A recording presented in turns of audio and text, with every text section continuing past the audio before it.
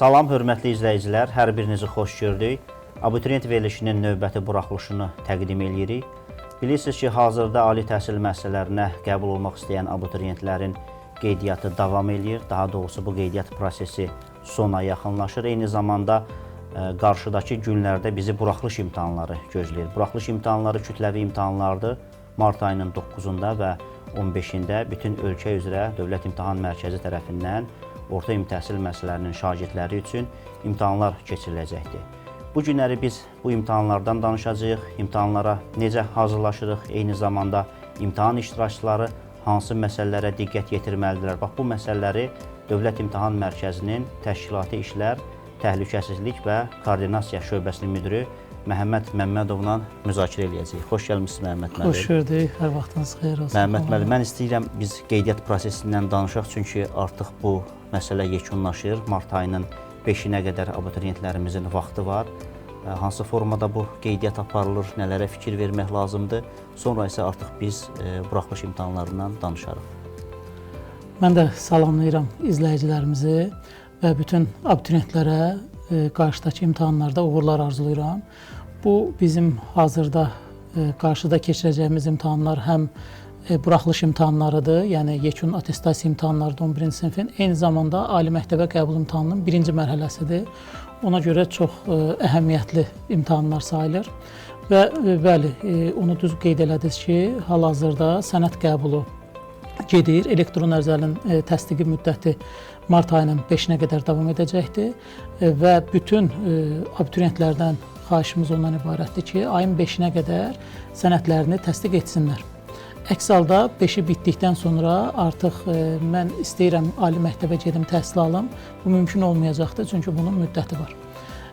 Kimlərin ki, sənədləri qaydasındadır, cari il məzunlarıdır və yaxud da əvvəlki illərdə iştirak ediblər bizim ali məktəblərə qəbul imtahanlarında, onların özünə təsdiq çıxır və özləri o Dövlət İmtahan Mərkəzinin saytına daxil olaraq orada qeyd olunmuş linkə keçid edirlər və elektron ərizələrini seçərək təsdiq edirlər.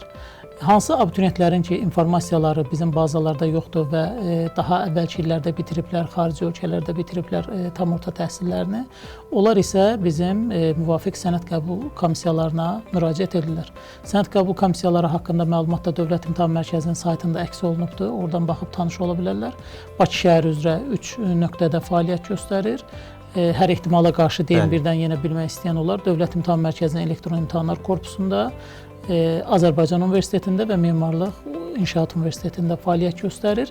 Ondan başqa isə Dövlət İmtahan Mərkəzinin regional bölmələrində sənəd qəbul komissiyası var. Əsas məsələ odur ki, ayın 5-nə qədər bütün bu proses yekunlaşmalıdır. Bəli. Onsuz da abituriyentə göstərilir elektron ərizəsində ki, o özü təsdiq eləyə bilər və yaxud da ki, sənəd qəbul komissiyasına getməlidir. Yəni, bu elektron ərizənin özündə bir bildiriş kimi abituriyentlərə göstərilir. Əsas məsələ ondan ibarətdir ki, vaxtında o qeydiyyatlarını tamamlasınlar. Bəzən biz sosial şəbəkələrə də baxanda görürük ki, şagirdlər, abituriyentlər qarışdırırlar. Ayın 9-da bilirsiniz ki, bizim birinci buraxılış imtahanımızda, eyni zamanda 15-də imtahan var. Bu qeydiyyat prosesinin buraxılış imtahanına hansısa bir aidiyyəti yoxdur. Bəli, bəzən çox yaxşı vurğuluyursunuz. Xüsusilə cari ildə 11-ci sinifdə təhsil alan şagirdlər, onlar deyirlər ki, mütləq şəxsi kabinet açılmalıdır. Hətta 9-cu siniflərə də şəxsi kabinet açdırırlar ki, siz buraxılış imtahanına girmək üçün mütləq şəxsi kabinet açmalısınız. Amma o şəxsi kabinetlə buraxılış imtahanının bir-birinə bağlantısı yoxdur. Yəni, şəxsi kabinet açılır ali məktəbə qəbul imtahanı üçün. Yəni, cari il məzunları ali məktəbə kimlər ki, sənəd verəcəklər, onlar şəxsi kabinet açırlar və ayın 5-nə qədər elektron ərizəni təsdiq edirlər. Amma ali məktəbə və ya orta ixtisas təhsil müəssisəsinə müraciət etməyənlər üçün şəxsi kabinetə ehtiyac yoxdur. Yəni, buraxılış imtahanları, yekun attestasiya imtahanları üçün şəxsi kabinet tələb olunmur. Onlar sadəcə imtahandan bir həftə əvvəl artıq bilirsiniz ki, ayın 9-da olanların buraxılış vərəqə asılıbdır Dövlət İmtahan Mərkəzinin saytında. 15 üçün də yenə bir həftə əvvəldən ən geci yerləşdiriləcəkdir bizim saytımıza. Ya özləri daxil olaraq oradan çap edib götürə bilərlər buraxılış vərəqələrini və yaxud da təhsil aldıqları təhsil müəssisələrinə müraciət edərək oradan öz buraxılış vərəqələrini əldə edə bilərlər. İmtahana gedərkən isə həmin o buraxılış vərəqi və şəxsiyyət vəsiqəsinin əsli ilə imtahana gedəcəklər. Aydındır Məhəmməd müəllim. Buraxılış imtahanları biz qeyd elədik ki, ən kütləvi imtahanlarımızdır. Mən istərdim hazırlıqla bağlı siz bir məlumat verəsiniz ki, hansı işləri həyata keçirirsiniz, hansı burada məsələlər var. Çünki geniş miqyaslı bir imtahandır. Ölkə ərazisini demək olar ki, əhatə eləyir. 120 minə yaxın mən səhv eləmirəmsə şagird bu imtahanlara qatılacaqdır. Bu məsələlərdən biz danışaq, məlumat verək bununla bağlı izləyicilərimizə.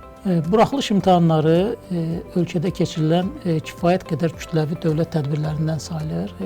Düz qeyd edirsiniz, bu imtahanda 120.171 iştirakçı olacaqdır, şagird imtahan verəcəkdir. Biz ölkədə fəaliyyət göstərən təhsil müəssisələrinin məzunlarını iki yerə bölmüşük ölkə üzrə. Bunun yarısı demək imtahan verəcəkdir ayın 9-unda, digər yerdə qalan regionlar isə verəcəkdir ayın 15-də. Kifayət qədər kütləvi bir prosesdə tək ayın 9-unda olan imtahana 236 imtahan mərkəzi cəlb olunubdur. Ayın 15-nə isə 267 imtahan mərkəzi cəlb olunubdur. Yəni imtahan binası. Bəli, imtahan binası kifayət qədər kütləvidir. Bununla bağlı ciddi hazırlıq işləri Dövlət İmtahan Mərkəzi tərəfindən aparılır. Bütün imtahan binalarına baxış keçirilibdir öncədən. Bunlar hamısı sıxımləşdirilibdir. Binalarda hazırlıq vəziyyətinə baxılıbdır. Binalar imtahana hansı yararlı binalardan istifadə olunur. Binalarda indi qışda hələ istiliklə bağlı olan məsələlər həll olunubdur. Digər hazırlıq işləri aparılıbdır. Şagirdlərin yeri filan bu məsələlərlə bağlı ciddi hazırlıq işləri aparılır. Xüsusi olaraq seçilir, bəli. Ümumiyyətlə bütün imtahan binalarından istifadə, o imtahan binaları seçilərkən, yəni hər hansı bir istənilən təhsil müəssisəsini götürmək mümkün deyil. Bütün təhsil müəssisələri imtahanın keçirilməsi üçün yararlı olmaya bilər. Yəni imtahan üçün sırf uşaqlara hansında daha rahat şərait yaratmaq mümkündür, daha rahat yerləşdirmək mümkündürsə həmin binalardan istifadə olunur. Şagirdlər onlar öz məktəblərində imtahanı verirlər, yoxsa başqa məktəblərdə? Şagirdlər təhsil aldıqları müəssisənin yerləşdiyi ərazi üzrə, tutaq ki, Yasamal rayonunda təhsil alırsa, onun məktəbi ordadırsa, Yasamal rayonunda və ya ona ən yaxın rayonda imtahan verəcəkdir. Və yaxud da tutaq ki, Bərdə şəhərində təhsil alırsa, Bərdə də imtahan verəcəkdir. Yəni həmin rayon üzrə imtahan verəcəkdir. Deyirəm ki, məktəbə görə bəli, olunur da. Buraxılış imtahanlarında, məhz buraxılış imtahanlarında məktəbin yerləşdiyi rayon üzrə imtahana cəlb olunurlar. Amma ali məktəbə qəbul imtahanında, yəni ikinci mərhələdə o fərqli gedəcəkdir. Orada faktiki yaşadığı ünvana görə götürüləcəkdir. Bundan başqa hazırlıq çərçivəsində kifayət qədər insan resursu istifadə olunur. Yəni orada binalara cəlb olunur ümumi imtahan rəhbərləri, imtahan rəhbərləri, zal nəzarətçiləri, bina nümayəndələri, bundan başqa hüquq mühafizə orqanlarının əməkdaşları, buraxılış rejimini aparan qadın əməkdaşlar. Elə icazənizlə mən onunla bağlı sayılara toxunum. Bizdə demək 503, hər iki imtahan birlikdə 503 ümumi imtahan rəhbəri bu prosesə cəlb olunubdur. Bundan başqa 1458 imtahan rəhbəri imtahanda iştirak edəcəkdir. 11.164 nəfər zal nəzarətçisi imtahana cəlb olunubdur. Demək olar ki, nəzarətçi bazamızın əksəriyyəti də səhv eləmirəmsə 15 minə yaxın bazada 2 günü biz nəzərə alsaq. Bəli, çox böyük saydır. Bundan başqa 1571 nəfər buraxılış rejimi əməkdaşı, burada qadın, kişi buraxılış rejimi əməkdaşları cəlb olunubdur. Buraxılış rejimi əməkdaşı, onlar hansı işi həyata keçirirlər? Buraxılış rejimi əməkdaşları imtahana daxil olan iştirakçılar bildiyiniz kimi mütləq şəkildə yoxlamadan keçirilir. Burada məqsəd həm imtahanın təhlükəsizliyinin təmin olunmasıdır, həm də imtahan iştirakçılarının özlərinin təhlükəsizliyinin təmin olması ilə əlaqədar biz buraxılış rejimi tətbiq edirik. Binaya daxil olan istənilən iştirakçı ilk öncə sənəd yoxlamasından keçirilir. Ondan sonra isə üst-baş yoxlamasından, təhlükəsizlik məqsədi ilə keçirilir. Burada onların həm binaya xüsusi qurğular, mobil telefonlar, smart saat olsun və yaxud da hər hansı bir kəsici, deşici, yandırıcı alətlərin keçirilməsi qarşısı alınır. Konspektlər keçirilməsinin qarşısı alınır. Eyni zamanda onların əlavə vasitələri imtahan binasına gətirərək ondan istifadəyə cəhd etmələrini və dolayısıyla imtahanın ədalətli keçirməyinə mane olmasının qarşısı alınır. Yəni burada həm də eyni zamanda biz iştirakçıların özləri üçün bu xüsusilə bu buraxılış rejimini tətbiq edirik. Bundan başqa hətta 182 nəfər binaların ilk imtahandan öncəki gün yoxlanılaraq möhürləməsini təmin edəcək şəxslər cəlb olunacaqdır. Yəni təhlükəsizlik məqsədi ilə imtahan binaları əvvəlcədən bağlanılır. Mütləq şəkildə bizim demək gördüyümüz təhlükəsizlik zəncirinə daxildir. Eyni zamanda imtahan binalarının bir gün öncədən yoxlanılması, imtahana hazır vəziyyətə gətirilməsi, şagirdlərin yerləri olsun filan, bunların hamısının qaydaya salınması, eyni zamanda imtahan təhlükəsizliyi məqsədi ilə binanın yoxlanılması və möhürlənərək daxili işlər orqanlarının əməkdaşlarına təhvil verilməsi. Bu proseslər də gedir bizdə. Həmin o bina elə bir şey sanki bir gün əvvəlcədən bağlanılır, ora heç kim daxil olmur və tam mühafizəyə götürülür. İmtahan günü açılır. İmtahan günü bina açılır, amma eyni zamanda binanın mühafizəsi yenidən daxili işlər orqanları tərəfindən davam etdirilir ta imtahanın sonuna qədər. Yəni bütün bizim imtahan binalarında ciddi təhlükəsizlik tədbirləri görülür. Ondan başqa yanğından mühafizə briqadaları, təcili tibbi yardım briqadaları xidmət aparır ki, onlar da imtahan iştirakçılarının öz biliklərini normal orada ifadə eləmələri üçün bəli, yaratdığımız şəraitdən o. Məhəmməd müəllim, bəs imtahan iştirakçılarının özləri hansı məsələlərə fikir verməlidirlər? Bax, ən önəmli hesab elədiyiniz, mən istərdim ki, məsələləri biz bir daha qabardaq və onlara bir müraciət eləyək sanki ki, bax, bizim imtahanımız bu cürdür, biz sizə şərait yaradırıq və sizlərdən nə tələb olunur? Bəzən olur, görürsən ki, abituriyentlər də, şagirdlər də bilməməzlikdən nə isə eləyirlər. Bax, ona görə mən istərdim ki, o vacib məqamları bir daha xatırladın, onlar daha da diqqətli olsunlar. Əvvəl onu deyim ki, bu kifayət qədər bütün şagirdlər, indi bunlar abituriyentdir, eyni zamanda əziyyət çəkiblər, hazırlaşıblar və indi bu imtahan onlar üçün çox əhəmiyyətlidir və onlar son günə qədər bəzən otururlar, ciddi şəkildə oxuyurlar, təkrar edirlər. İmtahan binasının da qarşısına gələndə görürük ki, ətrafda hələ əllərində kitabla vərəqləyirlər. Birinci bunu eləməsinlər, son günlərdə istirahət eləsinlər. Yaxşısı bundan ibarətdir ki, imtahana daha açıq beyinlə gəlsinlər və gərgin olmasınlar. Bu birinci atacaqları. Psixoloji olaraq belə deyək də imtahana. Bəli, birinci atacaqları addım bundan ibarətdir. Yaxşı dincəlsinlər, istirahət edib gəlsinlər. İkinci məsələ, imtahanda hansı sənədləri gətirməlidirlər? Bu çox əhəmiyyətli məsələdir. Bəzən şagirdlər buna diqqət eləmirlər. Onların valideynləri nəzarətdə saxlamırlar və məlum olur ki, hansısa bir şagird imtahana buraxılmayacaqdır. Və orada bunu artıq bizim nəsə eləməyimiz mümkün deyil. Nələrə orada diqqət yetirməlidirlər sənədlərlə bağlı?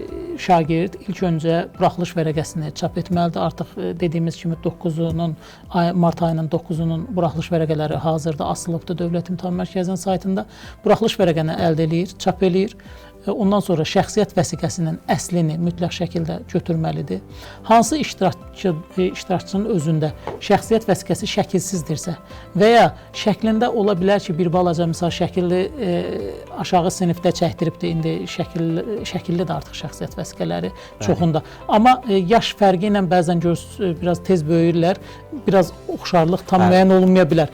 Belə olan halda da mütləq yenə məktəbdən şəkilli arayış almalıdır. Əlavə olaraq şəkilli arayışı üzərində şəkil yapışlanır və məktəb möhürü ilə təsdiq olunur. Şəklin üstündən də, yəni şəklin üzünü tutmayacaq qaydada möhürlə təsdiq olunmalıdır. Həmin arayışı da özlərindən gətirirlər. Bu bütün iştirakçılar üçün aid deyil, şamil olunmur. Yəni ehtiyac yoxdur. Bir elə bir ki, vəsiqədə şəkil şəkil olmayanda bir də çox uyğunsuzluq olarsa, demək əsas şəxsiyyət vəsiqəsi və buraxılış vərəqəsi bunları götürür.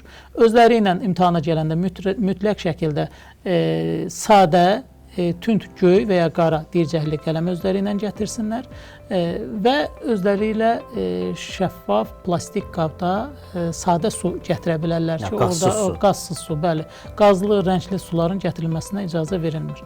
Bundan başqa əlavə vasitələr özlərindən gətirməsinlər. Karandaş məsəl üçün olarmı? Karandaşla qaralaya bilərlərmi? Karandaş, bəli, HB sərtliyində sərt karandaş gətirə bilərlər. Ondan istifadə edə bilərlər müəyyən mərhələlərdə, amma yaxşı olar ki, yazı prosesləri dircəkli qələmlə aparılsın. Yazı işləri skan olunduğu üçün orada hər hansı bir informasiya yaxşı oxunmaya bilər və həmin anda da həmin şagird həyəcanlanma, nəyinənmi yaxşı qələmdən sərt istifadə eləməz və yazısı yaxşı oxunmaz və özünə çətinlik yaranar. Ona görə yaxşı olar ki, qələmdən istifadə eləsinlər. Əlavə vasitələr özlərindən gətirmək olmaz, ağardıcı da olmaz, hər hansı bir bayaq qeyd elədiyimiz elektron digər vasitələri, kəsici-deşici alətləri gətirmək olmaz. Ağ vərəqlərdə olmaz özü ilə gətirmək, dəftərdir, kitabdır. Belə şeylərin gətirilməyinə icazə verilmir. Mobil telefon Mobil telefon birmənalı şəkildə icazə verilmir və biz burada fürsətdən istifadə edib valideynlərə də üzümüzü tuturuq və xahiş edirik ki, hər bir valideynin məsuliyyətidir ki, öz övladına dəstək olsun və o dəstək də elə imtahana gələrkən qadağan olmuş vasitələri onların gətirməyinə göz yummamaqdan ibarətdir. Yəni mütləq şəkildə valideynlər nəzarət eləməlidirlər ki, birdən ola bilər hansısa bir uşaq nəticəsi zəif olar, özünü sübut eləməyə çalışar, özü ilə hər hansı bir vasitəni gizlədib keçirtməyə cəhd eləyər.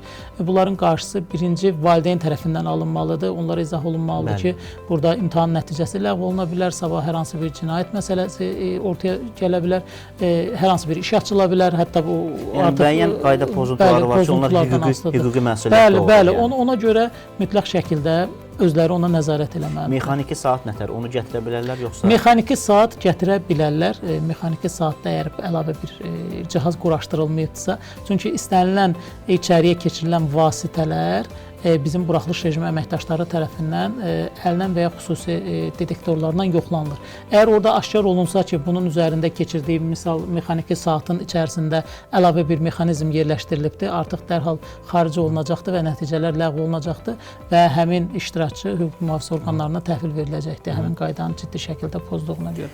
Məhəmməd müəllim, bu sosial şəbəkələri mən izləyirəm. Orada xüsusilə bu mart ayının 9-da keçiriləcək imtahan üçün buraxılış vərəqələri qoyulubdur və orada biz görürük ki, şagirdlər sanki bir-birini tapmağa çalışır. Mən harda imtahan verirəm, mən hansı zalda əyləşirəm və yaxud da ki, bu məktəbdə imtahan verən kimsə varmı? Bax, belə bir qədər mən qeyd eləmək istəyərəm ki, məsuliyyətsiz davranışlar həyata keçirirlər. Bax, bu köçürmə məsələsi ilə də bağlı mən istərdim siz məlumat verəsiniz.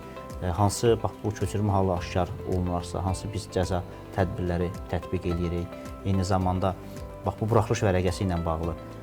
Bəlkə də kimsə sadəlövhlüyündən paylaşır ki, harda imtahan verəcək. Amma bəzən görürsən ki, müəyyən insanlar digər bir məqsədlərlə həmin o informasiyalardan istifadə edə bilərlər. Bax, bununla bağlı mən istərdim bir çağırış eləyəsiniz.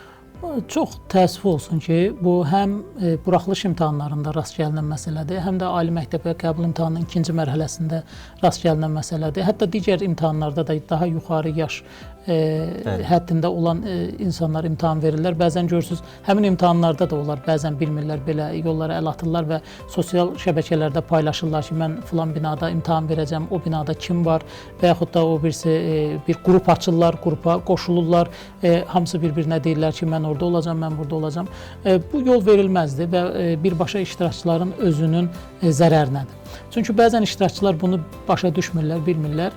Amma orada düz qeyd edirsiniz ki, kimlərsə fürsətçilər yarana bilərlər və onlar həmin iştirakçıları aldada bilərlər. Onlarla müəyyən nəyinsə qarşılığında deyə bilərlər, biz orada kömək eləyəcəyik, biz orada olacağıq, falan eləyəcəyik. Halbuki bunlar tamamilə bizdə bilirsiniz, təhlükəsizlik tədbirləri çox ciddidir və bütün informasiyalar qapalı gedir və fərqli mərhələlərlə aparıldığına görə, yəni kimsə orada olacağını bilmir, kimsə orada iştirak eləyəcəyini bilmir. Hətta zal nəzarətçiləri də, imtahan rəhbərləri də, yəni hamı bir yerə qədər bilir ki, hansı prosesi icra eləyəcəkdir və dolayısıyla kiminsə orada həmin iştirakçılara kömək eləməsi mümkün deyil. İkinci, hər hansı bir iştirakçılar bir-birini tapsa ki, mən həmin binada imtahan verəcəyəm, yəni orada elə bir ciddi nəzarət var ki, həmin iştirakçılar bir-birinə birinci mümkün deyil kömək eləmələri, çünki hər partada tək-tək əyləşirlər, onların orada variantları fərqlidir, onların kitabçaları fərqlidir, cavab vərəqləri adlıdır, kitabçaları adlıdır. Yəni nəyisə dəyişmək mümkün deyil, çünki bir neçə kombinasiyada orada artıq variantlarda fərqlilik gedir. Amma lap bilsələr belə, bir-birinə köməyə cəhd eləsələr belə, orada zal nəzarətçiləri var, imtahan rəhbərləri var, ümumi rəhbərlər var ki, onların artıq ciddi nəzarəti sayəsində həmin iştirakçılar aşkarlanır və dərhal imtahandan xaric olunur, nəticələrdə ləğv olunur. Yəni hər hansı bir iştirakçı istəsə ki, kiməsə hətta kömək eləsin, özü bilsə belə, hətta o kömək eləyən belə artıq imtahandan xaric olunur Yəni və həm nəticəsi elə ləğv ki, olunur. köçürən, həm köçürməyə şərait yaradan, onlar imtahandan Bəli, xaric olunur xaric və olunur dərhal. nəticələri ləğv olunur. Bəli, biz Hətta istəmərik bu həddə çatsın. ötən illəri mənim yadıma gəlir, qəbul imtahanlarına da onlara blok qoyulurdu, onlar buraxılmırdı. Yəni imtahanın hansı bir mərhələsində sən qayda pozuntusuna yol vermisənsə, artıq sən ümumi müsabiqə nəticələrin sənin ləğv olunur və sən deyək ki, qəbul imtahanlarının ikinci mərhələsində, blok imtahanında da iştirak eləmirsən. Məhəmməd müəllim, biz bir sıra məsələləri qeyd elədik. Mən bu inklüziv təhsilə cəlb olunan iştirakçılarla bağlı da istərdim məlumat verəsiniz. Çünki sosial şəbəkələrdə bizə yazırlar, hansısa ola bilsin, onların hansısa dərəcə əlillikləri var. İmtahanda onlara biz hansı şərait yaradırıq və yaxud da ki, bəzən görürsən ki, imtahan günü hətta müraciət edirlər ki, bizim belə bir xəstəliyimiz var, hansısa bir problemimiz var. Bax, bu proses necə olmalıdır ki, biz vaxtında o abituriyentlər üçün lazımi imtahan şəraitini yarada bilək? Ümumiyyətlə, inklüziv təhsilə cəlb olunmuş iştirakçılar, sağlamlıq imkanı məhdud iştirakçılar dövlətin diqqəti qayğısı altındadır. Bu görünür bütün dövlət qurumlarında. O cümlədən Dövlət İmtahan Mərkəzi keçirdiyi bütün imtahanlarda sağlamlıq imkanı məhdud iştirakçılar üçün kifayət qədər normal imtahan şəraiti yaradır. Burada həm onlar üçün imtahan binalarının seçilməsi olsun, həm onlar üçün yaradılan zəruri şərait olsun, onların spesifikasından asılı olaraq, həm onlar üçün ayrılmış xüsusi nəzarətçilər olsun, bunların hamısını Dövlət İmtahan Mərkəzi təmin edir. Burada bir dənə məsələ ondan ibarətdir ki, həmin iştirakçının üzərinə düşür, vaxtında Dövlət İmtahan Mərkəzinə müraciət etsin. Nə qədər müddət əvvəl? Vaxtında dediyimiz nədir? Buraxılış imtahanı ayın 9-undadırsa, onlar ən azından gərək 20 gün qalana qədər Dövlət İmtahan Mərkəzinə müraciət edərdilər. Çünki burada onlar üçün tamamilə fərqli bir istiqamətdə onların müraciətinin araşdırılması var. Ona bizim həkim komissiyamız baxır, onlar haqqında rəy verilir. Həmin rəyin əsasında onlar üçün hansı işlər görülməlidir, onlar müəyyənləşdirilir, onlar üçün bina seçilir, zal seçilir.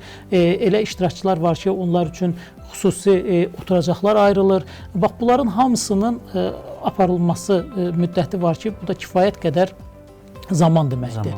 Hər bir iştirakçı vaxtında müraciət eləməlidir. Bax, bizim keçirdiyimiz ayın 9-unda olan buraxılış imtahanı üçün 52 sağlamlıq imkanı məhdud iştirakçı müraciət edib, ərizə ilə müraciət edib. Bundan başqa bir də bizdə var əlavə olaraq, misal üçün, hansısa bir xüsusi məktəblər ki var, gedib orada imtahan keçirdəcəyik. Ayın 15-də demək, bizə ərizə ilə müraciət edən sağlamlıq imkanı məhdud iştirakçılarla yanaşı, eyni zamanda xüsusi təyinatlı məktəblərdə də imtahan keçirdirik.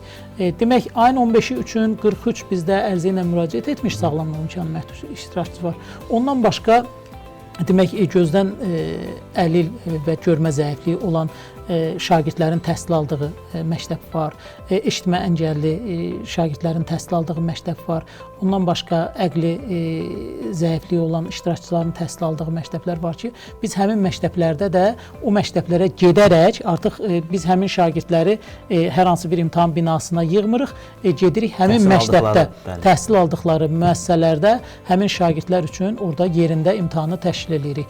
Bundan başqa bilirsiniz ki, biz xüsusi məktəblər var ki, cəza çəkmə müəssisələrinin nəzdində. Həmin müəssisələrdə orada cəza çəkən iştirakçılar var ki, onların təhsil hüququdur və təhsil hüquqları təmin olunur. Bizim əməkdaşlar öncədən planlaşdırmaqla xüsusi razılıqlar alınır və həmin iştirakçılar üçün biz həmin cəza çəkmə müəssisələrinə gedirik və orada həmin iştirakçılar üçün imtahan təşkil edirik ki, onlar təhsildən kənarda qalmasınlar və öz biliklərini nümayiş etdirsinlər. Bəli. Bax, bu sağlamlıq imkanı məhdud iştirakçıların içərisində bizdə gözdən zəif görən, gözdən əlil, birinci, ikinci dərəcəli əlil iştirakçılar var. Biz onlar üçün misal xüsusi nəzarətçilər, təlim keçmiş nəzarətçilər ayırırıq ki, onlar həmin iştirakçılar üçün oxumanı həyata keçirdirlər, cavab vərəqində qeyd etməni həyata keçirdirlər. Birinci dərəcəli gözdən əlillər üçün biz imtahan müddətinə əlavə orada eləyirik. Yəni məsələn imtahan müddəti 3 saatdırsa, onun imtahan müddəti 4 saatdır. Amma bu Nazirlər Kabinetinin müvafiq qərarı ilə yalnız birinci dərəcəli gözdən əlillərə şamil olunur. Bəli, əlavə vaxt məsələsi. Bundan başqa məsəl eşitmə əngəlli iştirakçıların və yaxud da zəif eşitməsi olan iştirakçıların biz demək dinləmə mətnlərini, o xarici dildən səsləndirən dinləmə mətnlərini sual kitabçasında çap eləyirik. Çünki burada ola bilər ki, ədalətli yanaşmaq məqsədi ilə bu tətbiq olunur. Çünki bir iştirakçı ola bilər ki, dinləmə qurğusundan yaxşı eşidə bilmir. Əgər onun əlillik sənədi varsa, amma mən yaxşı eşidə bilmirəm, mən də müraciət edeyim, belə deyil. Yəni mütləq əlillik sənədi olmalıdır. Bəli, bunun epikrizləri olmalıdır. Bütün onların o xəstəliyinə dair sənədləri olmalıdır. Dinləmə qurğusunun sənədləri olmalıdır və bunlar hamısı təqdim olunur Dövlət İmtahan Mərkəzinə, baxılır. Yalnız ondan sonra qərar verilir. Ona görə biz deyirik ki, heç olmasa 20 gün əvvəlcədən bizə müraciət edilir. Bəli, bəzən elə iştirakçılar olur ki, biz bununla da təəssüf olsun ki, qarşılaşmışıq. Məsələn, hər hansı bir xarici dili bilmir və gəlir müraciət edir, deyir ki, mən orada səsləndirəni başa düşmürəm. Sonra məlum olur ki, bunun heç bir xəstəliyi yoxdur, sadəcə dili bilmir. Yəni istəyir ki, orada heç olmasa yazı ilə yazılsın ki, bəlkə yazılandan nəsə bir şey oxuya bilər. Çünki yazı anlama başqadır, dinləmə başqadır da bu məsələyə görə.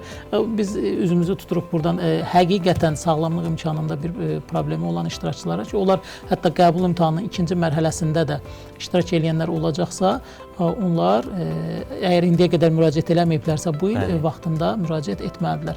Bir də xüsusi onu da qeyd edeyim, bu məsələ həssas məsələdir. Hansı ki aşağı ətraflarında problem olan iştirakçılarla bağlı. Bayaq yaxşı qeyd elədiniz, biz keçən imtahanlardan birində dəfələrlə çağırış etməyimizə baxmayaraq bir iştirakçı imtahan günü arabada gəlib və məlum olur ki, bu yəni qəza deyil, yəni çox uzun müddətdir, uzun illərdir ki, arabadan istifadə edir və buraxılış vərəqində çap eləyəndə baxır ki, misal üçün mən 3-cü mərtəbəyə düşmüşəm imtahan binasında və heç bir şəkildə də bizə onunla bağlı müraciəti olmayıbdır və dolayısıyla biz onun sağlamlıq imkanı məhdud olduğunu da əvvəlcədən bilə bilmərik. Və imtahan günü gəlir imtahana, deyir ki, mən imtahan vermək istəyirəm və mən 3-cü mərtəbəyə qalxmalıyam və mümkün deyil ki, artıq həmin iştirakçı üçün biz 3-cü mərtəbədə imtahan təşkil edək. Ona görə bütün iştirakçılardan xahiş olunur, əgər problemi varsa bununla bağlı vaxtında Dövlət İmtahan Mərkəzinə məlumatlandırmalıdır, ərizə ilə müraciət etməlidir. Bunlar mütləq gəlməlidirlər, özləri və yaxud valideynləri, yoxsa elektron qaydada da müraciət edə bilərlər? Dövlət İmtahan Mərkəzinin inzibati binalarına və ya bizim regional bölmələrimizə ərizə ilə və həmin bayaq qeyd elədiyim sənədlərlə birlikdə müraciət etməlidirlər. Əgər gəlmək mümkün deyilsə, onda həmin sənədlərin skanı, versiyalarını və ərizəni həmin sənədlərə qoşmaqla Dövlət İmtahan Mərkəzinin elektron poçtuna da göndərə bilərlər. Məhəmməd müəllim, çox sağ olun, minnətdaram. Nəsə başqa yaddan çıxan bir məqam varmı? Əlavə etmək istədiyiniz hansısa bir məsələ varsa deyə bilərsiniz, yoxdursa bütün iştirakçılara uğurlar arzulayırıq və ümid edirik ki, hər kəs öz biliyini bizim onlar üçün yaratdığımız şəffaf mühitdə layiqincə nümayiş etdirə biləcəkdir. Çox sağ olun, Məhəmməd müəllim. Dövlət İmtahan Mərkəzinin də devizi bilik və bacarıqlar qiymətləndirilir. Əlbəttə ki, bizim əsas məqsədimiz ondan ibarətdir ki, bütün imtahan iştirakçıları üçün bərabər şərait yaratmaq və onlar bu şəraitdən istifadə edib öz bilik və bacarıqlarını nümayiş etdirsinlər. Ayın 9-da imtahan iştirakçılarına mən bir daha müraciət eləmək istəyirəm ki, buraxılış vərəqəsini onlar çap eləyə bilərlər. Buraxılış vərəqəsində göstərilib ki, onlar hansı binada imtahanı verəcəklər, saat neçədə imtahan başlayır, saat neçədə imtahan binasının önündə olmalıdırlar. Eyni zamanda ayın 15-də imtahan verəcək şagirdlər üçün biz imtahana buraxılış vərəqəsini yaxın günlərdə Dövlət İmtahan Mərkəzinin saytına yerləşdirəcəyik. Bütün imtahan iştirakçılarına uğurlar arzulayırıq. Çox sağ olun.